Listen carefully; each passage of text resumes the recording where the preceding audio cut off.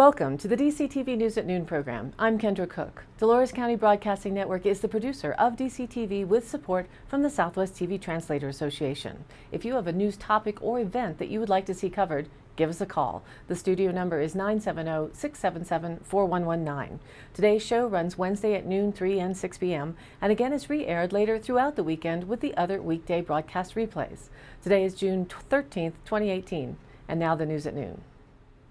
From the Journal, photo credits Emily Rice and Jim Imiaga. The burrow fire in the Bear Creek drainage of the Dolores Valley continued to grow on Tuesday, but it is not threatening any structure. Also on Tuesday, Colorado Parks and Wildlife announced that some state wildlife areas in southwest Colorado have closed to all public access. In Dolores and Montezuma counties, Lone Dome and Fish Creek state wildlife areas were closed until further notice, according to a news release from the CPW Public Information Officer Joe Lewandowski. Summit, Pewitt, Narragansett, Totten, Twin Spruce, Dolores River, Joe Moore, and Groundhog Reservoir state wildlife areas, that one, which does have camping and boating at the RV park, will remain open. Manka State Park in Montezuma County also will remain open. In and near Durango, the Bodo, Perrins Peak, Haviland Lake, Devil Creek, and Williams Creek state wildlife areas are closed. In Bayfield, the Lions Club shooting range managed by CPW is also closed.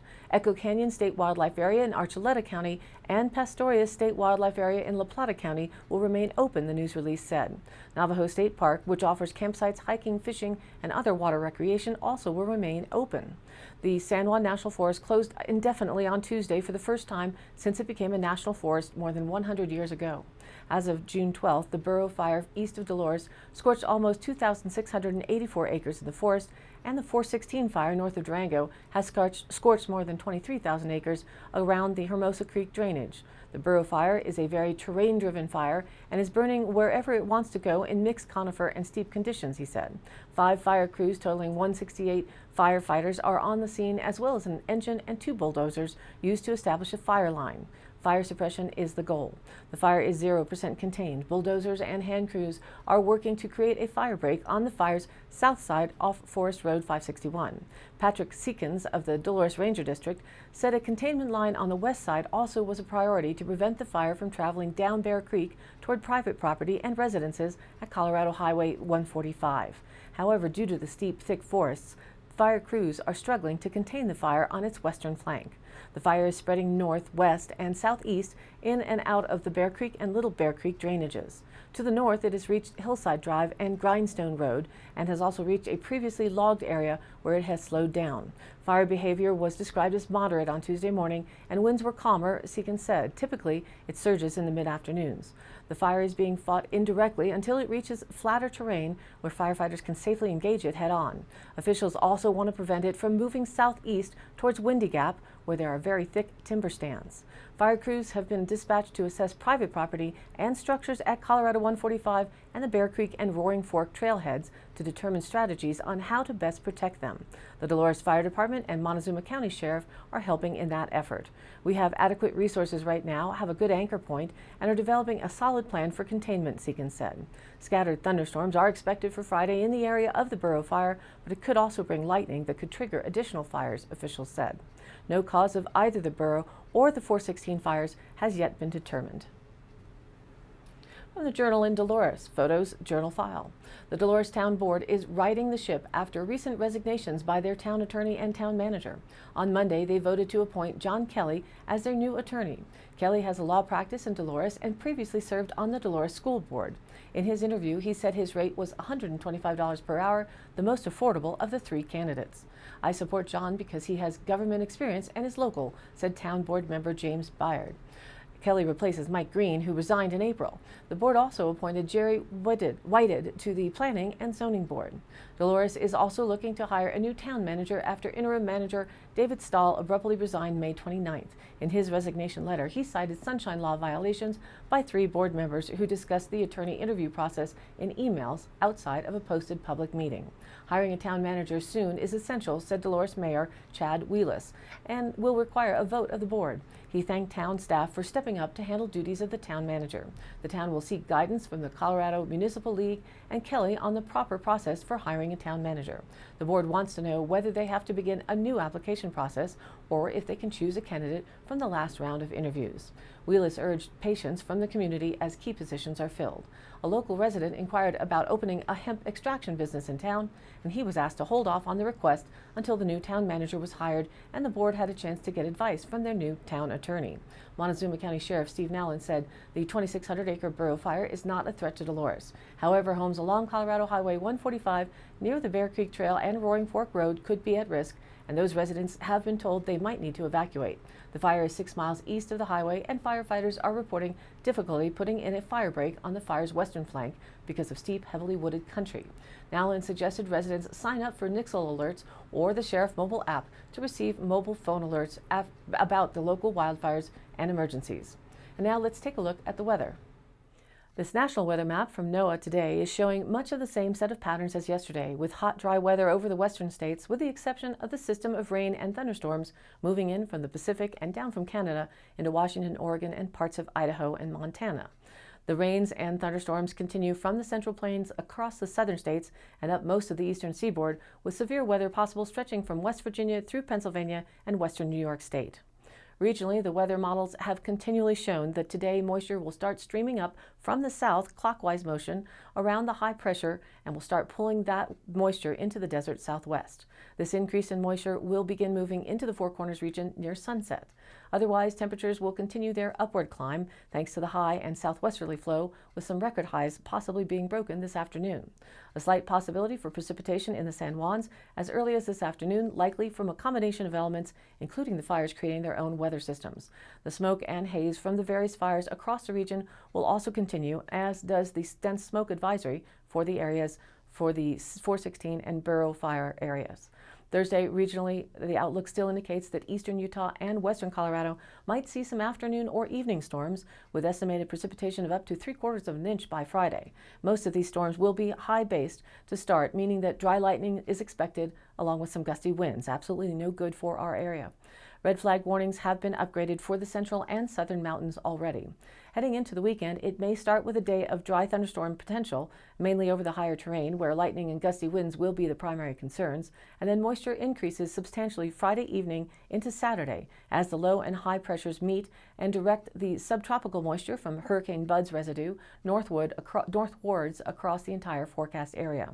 Moisture expectations rise to values above an inch towards an inch and a quarter across southeast Utah and southwest Colorado, leading to a great chance of wetting rains and potentially heavy rains associated with thunderstorms. While this moisture is much needed, it also draws concerns for runoff issues and localized flooding due to heavy rain over existing dry grounds and, of course, the burn scars left from the 416 and Burrow wildfires over the southwest San Juans.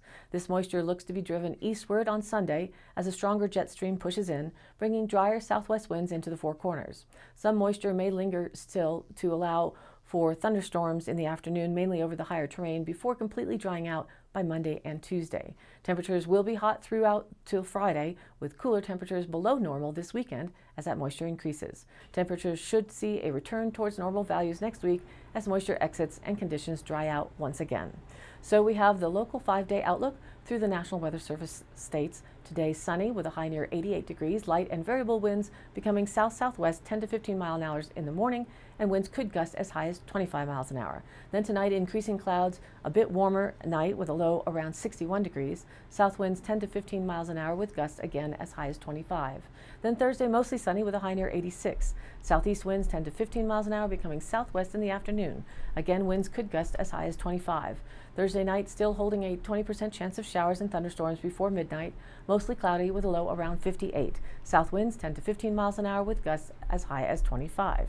And then Friday, 20 to 30% chance of showers and thunderstorms afternoon, mostly cloudy with a high near 82. Southwest winds 10 to 15. Friday night, a 30% chance of showers and thunderstorms, mostly cloudy with a low around 55. And then Saturday, cooling off as we look for the moisture. Showers and thunderstorms likely, mainly afternoon. Cloudy with a high near 68 degrees. And the chance of precipitation goes up to 60 to 80%. Saturday night, a chance of showers and thunderstorms before midnight. Mostly cloudy with a low around 50. And then Sunday, right now, it shows mostly sunny with a high near 75. Sunday night, mostly clear with a low around 50. Heading into the work week, sunny with a high near 78 degrees. Monday night, mostly clear with a low around 50. And now back to the news. From the Journal, Photo Credit AP. Samuel Tom Holliday, one of the last surviving Navajo code talkers, died in southern Utah Monday, surrounded by family members who raised money through a crowdfunding campaign to be by his side. He was 94 years old. Holliday was among hundreds of Navajos who used a code based on their native language to transmit messages in World War II. The Japanese never broke it. He was 19 when he joined the Marine Corps and became a part of operations in several locations across the Pacific during the war, according to the Spectrum. A mortar explosion left him with hearing loss, but he would later tell family that he always felt safe during battle because of a pouch around his neck holding sacred stones and yellow corn pollen. He received a Congressional Silver Medal, a Purple Heart, and other recognition for his action during the conflict. After the war, Holliday returned to the Navajo Reservation and worked as a police officer, a ranger, and later started his own equipment company. He married Lupita Mae Isaac and had 8 children. In 2013, Holliday co-wrote a book about his experience as a code talker called Under the Eagle. Fewer than 10 code talkers are believed to be alive today. The exact number is unknown because the program remained classified for several years following the war. Holliday spent his later days living in the southern Utah Veterans Home in Irvins, Utah. Shortly before his death, family members turned to the crowdfunding site GoFundMe.com to raise $4,000 to be able to visit him in hospice care. The Navajo Nation said he was surrounded by friends and family when he died. There will be a viewing at the Hughes Mortuary in St. George, Utah on Thursday and funeral services in Monument Valley on Friday, according to the Navajo Nation Council. Holliday will be buried at a veterans cemetery in the Navajo community of Kayenta, Arizona, next to his wife. The library at the Kayenta Middle School is named for Holliday. He is survived by 5 children, 35 grandchildren, 30 great-grandchildren, and 2 great-great-grandchildren. From Fox 31, 2 News Colorado, photos, Hunter Davis. If you've wondered what it's like at the South Pole, one Denver photographer spent nearly a year there and took some unbelievable photographs, a few shown here. Hunter Davis wintered over to the South Pole Station in Antarctica, where he served as a sous chef for a group of scientists while also taking tremendous pictures and videos. Davis worked 6 days a week, and when his shift ended, he'd venture out into temperatures around 100 degrees below zero and take pictures and video. Davis said getting a picture in those elements required him to pack his camera into a styrofoam box full of towels and warm water bottles, with only a little hole for the lens to poke out of. The South Pole features 6 months of pure darkness and 6 months of daylight. It's like being on a spaceship because you go out at noon and the Milky Way is right above you and the auroras are right there, Davis said. Davis said that once you're at the South Pole, you're there for at least 10 months with no flights coming in or out. Only 47 other people were there with Davis, from scientists to other workers. And it's actually quicker to leave space than it is to leave the South Pole. It's quicker to evacuate the space station than it is to be evacuated from the South Pole, Davis said. That's something to think about.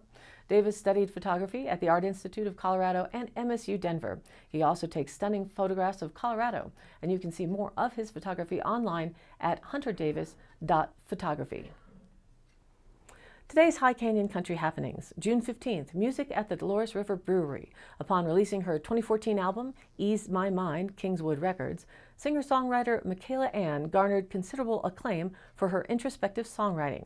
The New York Times praised the plain-spoken songs of romantic regret and small-town longing, and the Village Voice listed it among its top 5 country albums of the year. Since then, however, this once solitary diarist has transformed herself into a gregarious storyteller. Michaela Ann has discovered her inner extrovert. That's Friday night, June 15th, and tickets are $10. June 16th, live music with David Daniel Dennis will happen at the Wild Edge Brewing Collective in Dolores. David Daniel Dennis plays eclectic folk, extraterrestrial blues, cosmic country, and psychotropic gospel. Bound to be another memorable show at the brewery, and there's no cover charge. Music runs from 7 to 9 p.m. Or try music on Sunday, June 17th at the Mancus Brewing Company. You Knew Me When is a husband and wife indie folk rock duo with a full band sound. Based out of Uray, they first played at the brewery last October. They are a captivating musical couple, and our audience that evening loved them, they said. Do yourself a favor and come out and treat yourself to some magic. That's from 5 to 8 p.m. on Sunday. All of these happenings are posted on our DCTV News at Noon Facebook page, along with the YouTube replays, weather, original stories, and local posts. To share your event or information, contact us. The email is dcbnnews@gmail.com or call the station 970-677-4119, and we'll be sure to get your news on air. Thanks for tuning in. News at Noon airs at noon Monday through Thursday and then is rebroadcast at 3 and 6 p.m. on each of those days. The weekday news shows are then replayed throughout the weekend as well. And be sure to check us out on social media. Our Facebook page is DCTV News at Noon. Please like us there and share it with a friend. This has been a production of DCTV. For the News at Noon program out of Dove Creek, USA, I'm Kendra Cook. Thank you for watching.